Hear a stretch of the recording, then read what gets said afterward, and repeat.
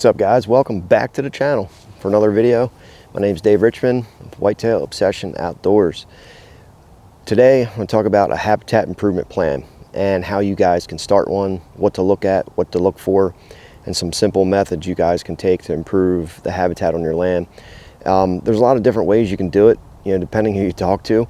For me, I just like to kind of keep it simple. There's several things you can look at, and it's really simple if you think about it.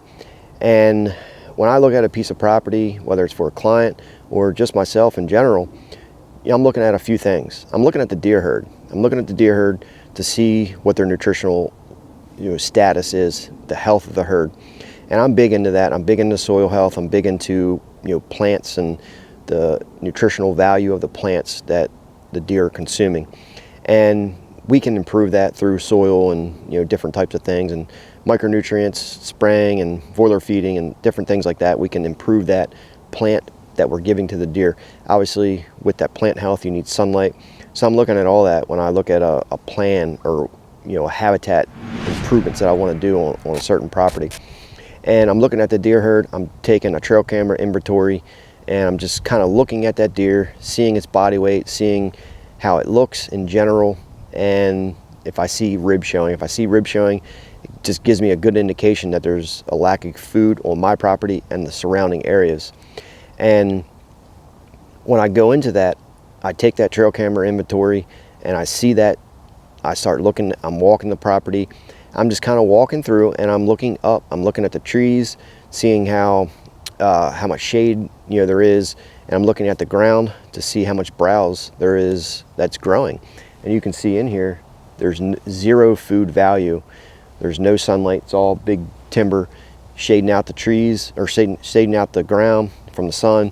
And without sun, you can't get anything to grow. There's no life force in the ground, in the soil, and to the plants. The plants can't chase that sun because there's none there.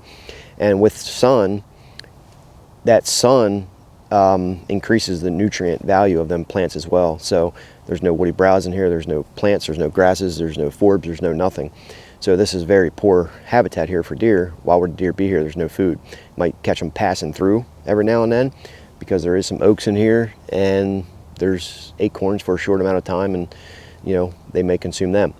But I'm looking at all that. I'm looking at, see if the browse in the woods lip high. If it's lip high, there's too many deer, not enough food. And I'm looking at what I can do to open up that canopy, whether it's just cutting trees, dropping timber, laying the logs down, or hiring a forester, whatever it is, to come in, do a select cut, and whatever we need to do to get more sunlight. It's simple. If you don't have enough food on the ground through natural browse and forbs and grasses and bushes and briars, you're gonna lack deer. The deer are gonna, sorry about that, my battery died. It's cold out here today. But I'm looking at that to see if there's ground food at the deer's level, and if it's not, obviously the deer are gonna they're gonna be skinny and they're not gonna be healthy. And I'm looking at all that, what I can do to increase that sunlight to the ground. That's probably number one that I'm looking for, that I can improve on. Whether it's hiring somebody, doing it myself, cutting trees, whatever it is, you have to have enough sunlight on your property down to the ground to get food to the ground for the deer. And once I establish that, basically what I want to improve on is I want to take soil samples on the areas that make sense to have a food plot. You have to have a food plot that you can get in and out of. If sometimes I know a lot of people are just leasing ground and they can't put a food plot exactly where they want, so you have to work around that. There's still a way to do it, just because it may not be in the best spot. Sometimes that's all that we have to work with, and we have to work with it, and we can. But if it's an area or a property that I can put a strategic food plot in a certain location, then that's what I'm going to do. And I'm looking at that soil. I'm taking soil samples, whether it's adding lime myself, getting a lime truck in there, but I want to improve that overall soil health on that property, because the soil is what gives the nutrients to the plant, and then the plant gives it to the deer.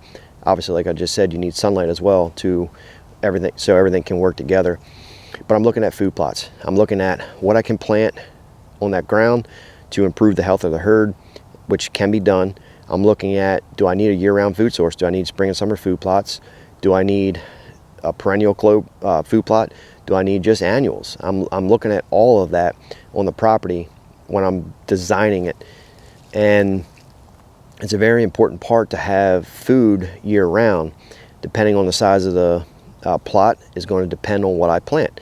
If it's a smaller plot, I'm leaning more towards cereal grains such as winter wheat, rye, or if it's a larger plot, I'm leaning more toward a mix of, some wheat, some brassicas. And you go out from there. If it's a super large plot, I may be looking at, soybeans, to have standing soybeans for the fall, mixed in with some winter wheat and some brassicas, broadcasted into those beans. That's a very good technique as well. That way you have the grain and the green kind of work hand in hand together. And I'm looking at evaluating all that. I'm looking at, if there's pinch points, funnels that I can catch the deer traveling through between, two types of timber, two types of wood settings, whether they're crossing a ditch crossings. I'm looking at ridges, saddles, benches. I'm looking at all that to see where the heck the deer are traveling at and where I can intersect them at and get to without spooking the entire property. You don't want to be walking through the center of your property when you're going to hunt. You have to realize where the deer are bedding at and then work around that. Walk the edges, enter in. You can sometimes, depending on where the deer are bedding, where the food is, sometimes you might be able to walk through the center of the property, but in general, it's probably not the best idea. And I'm looking at all that. I'm taking them trail camera surveys, and I'm looking at the health of the herd. I'm looking at sunlight, natural browse value. I'm looking at oaks. Is there a lot of oaks? I hunted one property in PA, 0 acorn trees, but yet we still had good success with holding deer, seeing more deer, and harvesting deer. And because acorns are a very small percentage of a deer's diet, and once they drop, they get consumed and then they're done for the year. And a lot of acorns don't even drop every year. So I'm looking at all that. And when you kind of realize that, the few basic things that you need to look for, everything kind of seems simple, because it is. You need food, you need water, and you need cover, right? Out of all those, what's the most important? Food and cover. Water, I really don't care if there's a water source on the property, because deer get, whatever it is, 40, 50, 60, 70% of their moisture content from green food. Obviously, they're going to need more water in the winter and fall months because the green foliage is gone. Now, if you have a large amount of food plots on your property that's green food source, then yeah, they're not going to need as much of a water source because they're getting it from the green food.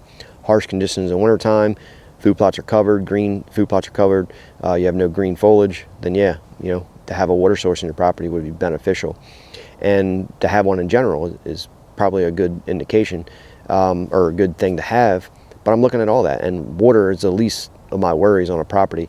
I need cover. I want to have cover. I want to have open canopy to where I have enough browse coming up through the ground, and that's what I'm looking at. When you look at those things, keep it simple. That's how you evaluate and come up with a habitat plan, is you're looking at those certain things, and how can I increase the amount of food on this property? Where can I put food plots? What can I plant? How can I enter my property without spooking every single deer? I'm not using four-wheelers. I'm not doing anything like that to enter the property. Some people have to use them. That's fine. You can work around it. But in general, I'm not using them.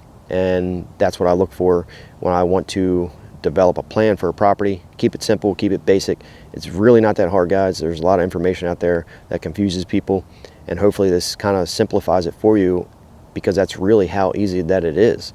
So any questions, comment down below. Let me know what you're working on this year, what you want to improve on, and what you would like to see in the future on your property. What are your goals? Let me know down in the comments below. Video thumbs up, subscribe if you guys are new. I'll see you guys on the next video. Have a good day. Thanks for watching this video, guys. If you want more information on food plots, soil samples, and habitat management, click this video right here on the screen. Thanks for watching. Subscribe if you guys are new.